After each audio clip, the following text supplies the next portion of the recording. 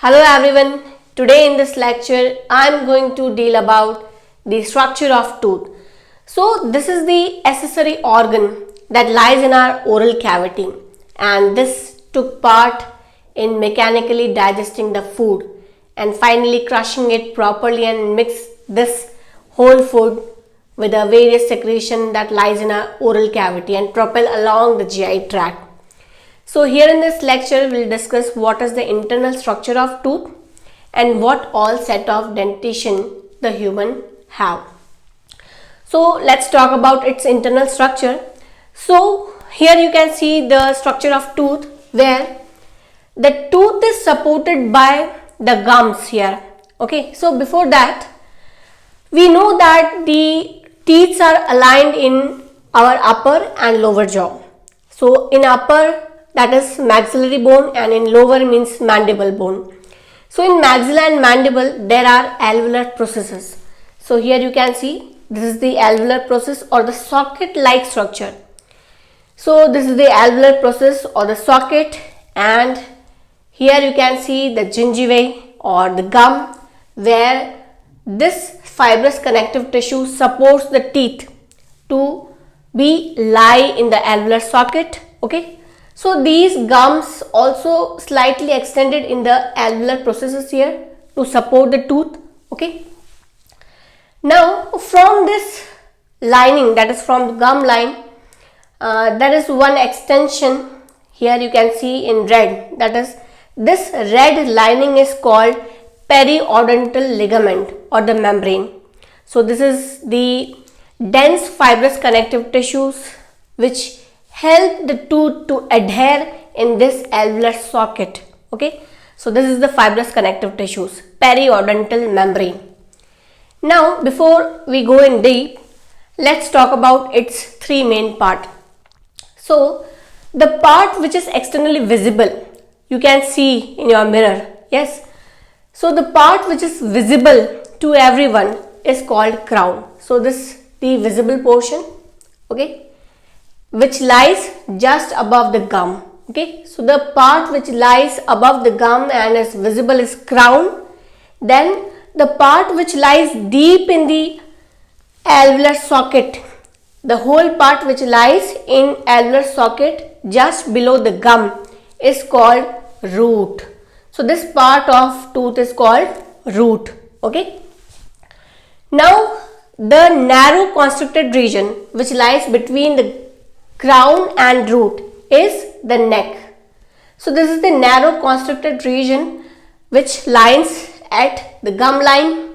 Yes, so it is called neck.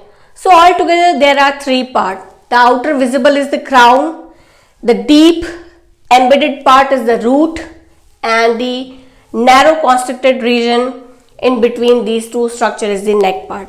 Okay. Now come to the internally, that the whole tooth is made up of hard substance that provide its shape and give the rigidity to the structure is called dentine. So in dash manner, what I have drawn here is the dentine part. So here you can see this dentine is present all in the inner aspect of the tooth, and here the dentine which lies in the crown is usually covered by this hardest substance in a body is called enamel. So this protect our dentine from being damaged by any acid from the food or any wear and tear from food. So this enamel protects the dentine. Okay. Now, but it ends up here only. The enamel part ends here only because it covers in the crown region only. So in the root part of dentine, so here the dentine of root part is also protected by the another bony substance which is called the cementum. So the green colored part is called cementum here, which protects the dentine of root, okay, in the alveolar process. Okay, so here the dentine is protected by enamel, and in root part the dentine is protected by the another bony substance called cementum. Okay, now In the dentine, there is one cavity here which is majorly present in the crown part, is called pulp or pulp cavity. Here it is. So this is made up of loose connective tissue which contain various blood vessels, nerves, okay, and this pulp cavity then goes in the root as a narrow extension and it forms root canal here, and from here at the base level there is one opening, and by this opening the blood vessels and nerve enters in the canal and in the pulp cavity. Okay, so basically the blood vessels are required for the nourishment of tooth, nerve is responsible for sensation, and lymphatics responsible for protection. So altogether apical foramen helps in entrance of all these vessels, and these all runs across this root canal and finally reaches till pulp cavity. Okay, now here pulp cavity is lined by columnar odontoblast, which is mainly responsible for maintaining the dentine, okay, throughout our life. So for the maintenance of this dentine, which cell is responsible? Odontoblast, which lines in this pulp cavity. So here dentine is a calcified connective tissues which is present in inner aspect of whole of the teeth. Okay, now let's talk about the set of dentition which is present in human. That is, there are two set of teeth. One is temporary or deciduous teeth, or you can say baby teeth, milky teeth, temporary teeth. So this is to be said because these all falls down, yes, and the another set of teeth are called secondary or permanent teeth. Okay, so the primary teeth which usually falls away usually start erupting by the age of 6 months, and by the age of 2 or nearby that all teeth erupted, that is 20 in number. 10 set of teeth in each jaw, 10 are lying in lower jaw, 10 are lying in upper jaw. Okay, and these all temporary set of teeth starts replacing with the secondary teeth by the age of 6 years. Okay, now let's see what all 10 set of teeth are present in lower and upper jaw. Don't mind this figure because this is the figure of adult, this is not the figure of child, but just imagine here, if we are talking about the 10 set of teeth, then how many teeth are there, a type of different teeth are there in the child.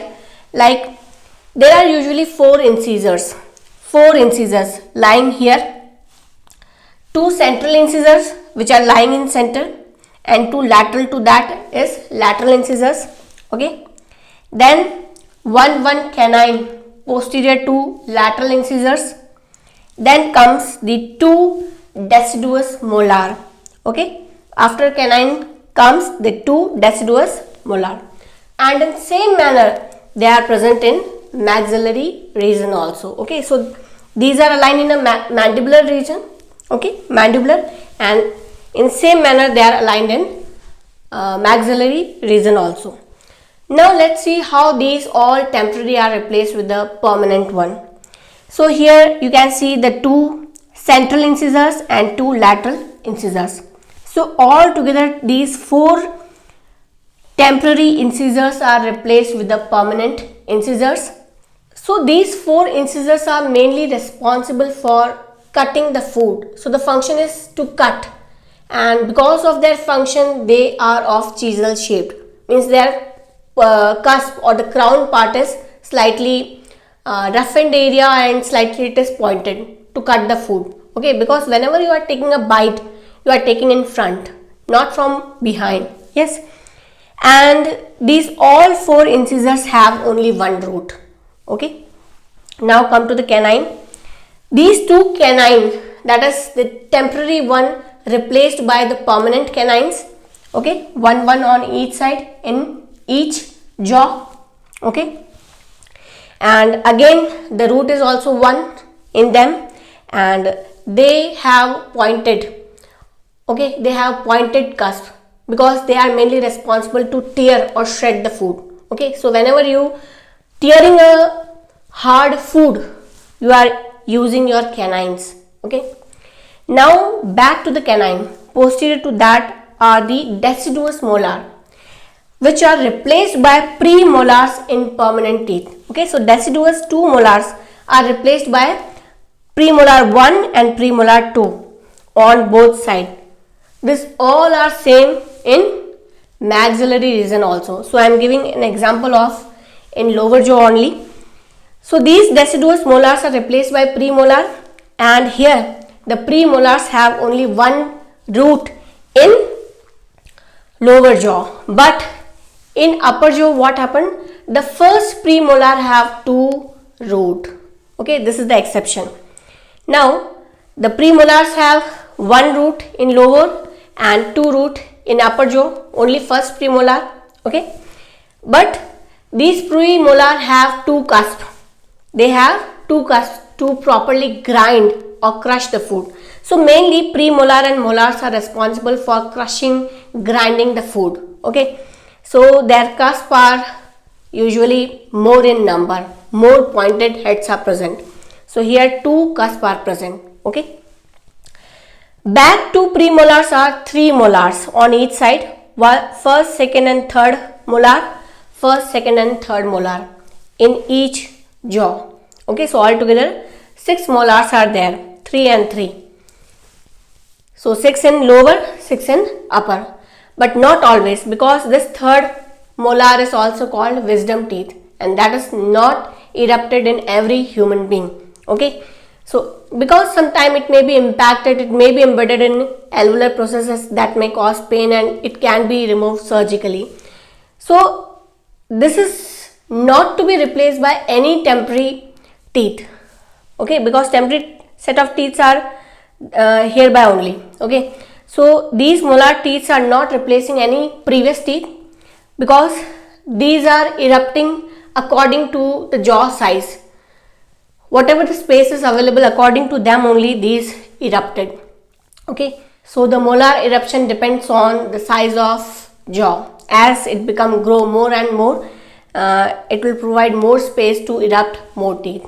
Okay, so there are the three molars, first, second and third. So third one is called wisdom teeth. So finally we have 16 set of teeth in one jaw. 4 incisors, yes, 2 central, 2 lateral, 2 canines, 2 premolars and 3 molars in each side, and the same pattern will be following upper side also. But here what happened? The molar tooth have 3 to 5 cusps on their crown part, because they need to grind the food properly. Okay, and they have 2 root in lower jaw and they have 3 root in upper jaw. So this is the difference. Remaining I have already been discussed. So these are the two set of dentition, temporary and permanent. So permanent are being replaced by the age of 6 years.